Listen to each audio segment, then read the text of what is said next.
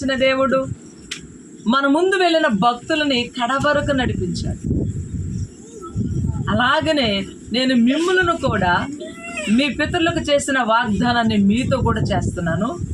మిమ్ములు కూడా మీరు మరణం వరకు, చూడండి, మీ మరణం వరకు నేను మీకు తోడయుండి నడిపిస్తాను మిమ్మల్ని అంటున్నాడు. హల్లెలూయా, హల్లెలూయా. ఇంకేమన్నంటే సర్వసత్యములోనికి నడిపిస్తాడు. యోహాను సువార్త 16వ అధ్యాయము 13వ వచనంలో అంటాడు. ఎక్కడికి నడిపిస్తాడట మనల్ని? సర్వసత్యంలోనికి. ఒకప్పుడు మనకి సర్వసత్యం అంటే ఏమిటో తెలియదు. అందుకనే యేసయ్య మనలను సర్వసత్యములో నడిపించడానికి ఈ లోకానికి యేసయ్య వచ్చాడు. సర్వసత్యం అంటే మనకేంటో తెలియదు. ఆ సర్వసత్య స్వరూపి అయిన యేసయ్యకు మనం దగ్గరగా వెళ్ళాలని సర్వసత్యములోనికి వెళ్ళినప్పుడు ఆయన మహిమేంటో, ఆయన కార్యమేంటో, ఆయన గొప్పతనం ఏంటో మనము ఏం చేయగలము? చూడగలము, గుర్తించగలము, ఆయన కృపలను పొందగలము. హల్లెలూయా, హల్లెలూయా. నడిపిస్తాడు నా దేవుడు, శ్రమలోనైనా నన్ను విడువాడు.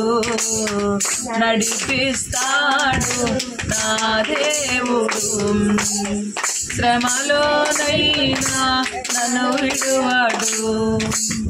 అడుగులు తడబడినా, అలసట పైబడినా, అడుగులు తడబడినా, అలసట పైబడినా, చేయి పట్టి నిన్ను తట్టి చక్కని ఆలోచన చెప్పి నడిపిస్తాడు నా దేవుడు.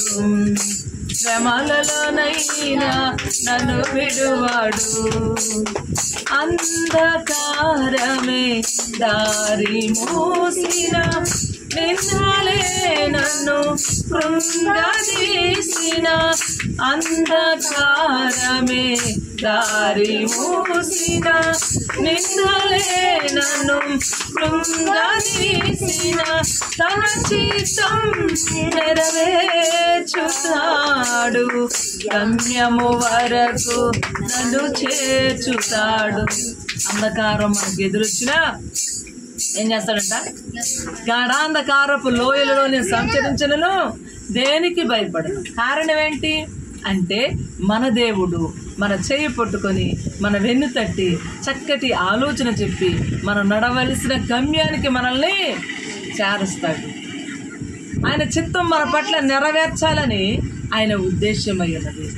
నీవు నేను మనందరము కూడా ఆయన చిత్తానికి అప్పగించుకొని ఆయన వెంబడి నడవగలిగితే మనలను ఆయన క్షేమంగా నడిపిస్తాడు, సురక్షితంగా నడిపిస్తాడు. మనం చేరవలసిన గమ్యానికి సునాయాసంగా మనము చేరగలము. దేవుడి కొద్ది వాక్యం దీవించి ఆశీర్వదించి మన హృదయాల్లో ఫలింప చేయునుగాక. హల్లెలూయా, హల్లెలూయా, హల్లెలూయా.